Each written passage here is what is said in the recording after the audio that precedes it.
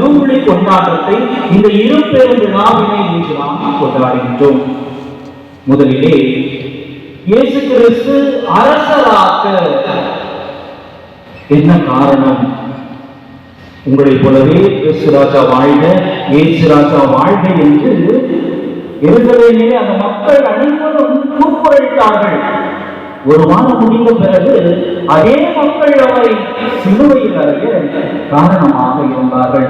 நம்முடைய ஆண்டவர் இயேசு கிறிஸ்துவினுடைய ஆட்சி இம்மண்ணுலக அரசருடைய ஆட்சியை போன்றது அல்ல, அதிகாரத்தை கொண்டது அல்ல, மக்களை அடக்கி ஆழ்கின்ற ஆட்சியாக நம் ஆண்டவர் இயேசு கிறிஸ்துவினுடைய ஆட்சி ஒரு நாளும் இருக்காது.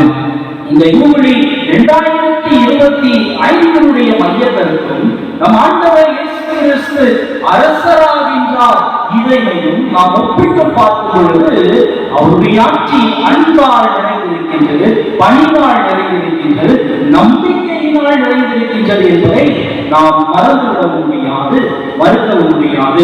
முதலாம் உலகப் போர், இரண்டாம் உலகப் போர், அனைத்து உலகப் போர்கள் முடிந்த பிறகு மக்கள் மத்தியிலே ஒரு அமைதியான சூழல் நிலவாமல் தாங்கள் தான் ஆட்சி செய்ய வேண்டும் என்ற ஒரு கோட்பாடு இருந்த காரணத்தினால் அன்று வாழ்ந்தவர் திருத்தந்தை நமக்காக வெளியிட்டதுதான் இந்த பிறவையுடைய கிறிஸ்து அரசர் பெருவிழாவினை இன்று நாம் பெருமகிழ்வோடு கொண்டாடி கொண்டிருக்கின்றோம். இந்த பெருவிழாவானது முன்னைய காலத்திலே அக்டோபர் மாதத்தின் கடைசி நாளிலே கொண்டாடப்பட்டது.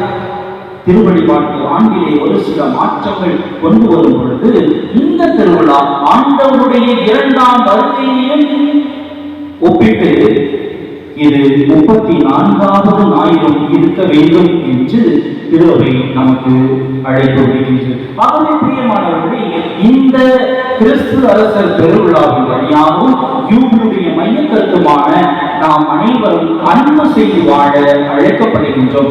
அன்புதான் அனைத்துக்கும் ஆழ்மையாக இருக்கின்றது. ஒருவர் மற்றவருக்கு அன்பு செலுத்துங்கள் என்று நம் ஆண்டவர் இயேசு கிறிஸ்து நமக்கு அழைப்பு விடுக்கின்றார். தன் மகனையே கையளிக்கும் அளவுக்கு இந்த உலகிற்கு அனுப்பினார். ஏன்? எதற்காக? நம் அனைவர் மீதும் கடவுளுடைய அன்பு நிறைவாக இருக்கின்ற அந்த காரணத்தினால்தான் இறைவன் தன் ஒரே மகனை இவ்வுலகிற்கு அனுப்பி சிலுவையை கையளிக்க திருவிழமானார். இந்த ஜூபிலியை நாம் எடுக்கக்கூடிய முடிவு அன்பு செய்பவர்களாக வாழ்கின்றோம். இரண்டாவது, மன்னித்து வாழ கற்றுக்கொள்ள வேண்டும். ஆண்டவர் இயேசு கிறிஸ்து எத்தனை முறை மன்னிக்க சொன்னாரு? எத்தனை முறை மன்னிக்க சொன்னாரு? கணக்கில் அடங்காத முறையிலே, எண்ணிலடங்காத முறையிலே. ஒருவர் உங்களுக்கு எதிராக தவறு செய்யும் பொழுது, உங்களுக்கு எதிராக குற்றம் செய்யும் பொழுது அவர்களை மன்னியுங்கள் என்று ஆண்டவர் இயேசு கிறிஸ்து நமக்கு அழைப்பு விடுக்கிறார். ஆகவே அன்பு செய்பவர்களாக வாழ வேண்டும், மன்னிப்பவர்களாக இருக்க வேண்டும். எனக்கு எதிராக குற்றம் செஞ்சுட்டான், அவன் எப்படா எனக்கு தப்பு செய்வான், அவனை நான் மன்னிக்கவே மாட்டேன் அப்படின்னு இருக்கிறவங்க எல்லாம் இந்த யூபிலி 2025 பங்கெடுப்பவர்களாக ஒரு நாள் இருக்க முடியும். ஆகவே மன்னித்து வாழ்கின்ற குழந்தைகளாக நீங்கள் இருக்க வேண்டும். மூன்றாவது, சேவை செய்ய வேண்டும், பணிவிடை செய்ய வேண்டும். ஆண்டவர் இயேசு கிறிஸ்து நான் பணிவிடை செய்யவே வந்தேன், பணிவிடை இதை குறிப்பிடுகின்றார். ஆகவே சேவை மனப்பான்மை, பணிவிடை செய்கின்ற மனப்பான்மை நாம் ஒவ்வொருவரும் வளர்க்கப்பட வேண்டும். நான்காவது கருத்து நம்பிக்கை. இந்த யூபிலியுடைய தலைப்பு என்ன? யூபிலி ஆண்டினுடைய தலைப்பு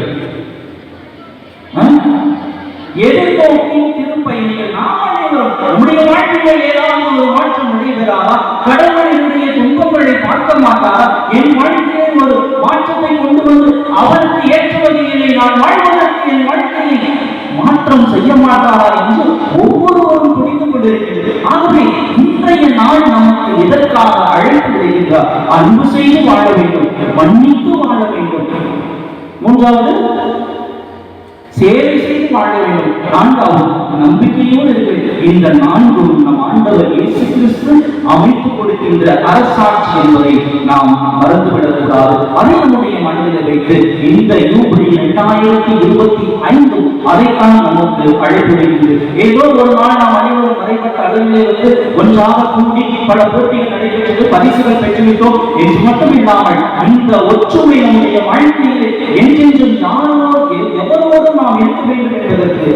அழைப்பு விடுங்கள். ஆகவே எனது அருமை அன்பு குழந்தைகளே, அன்போடு இருப்போம், மன்னித்து வாழ்வோம், பிறருக்கு சேவை செய்வோம் மற்றும் இறை நம்பிக்கையிலே நிலைத்திருந்து உண்மையுள்ள சாட்சி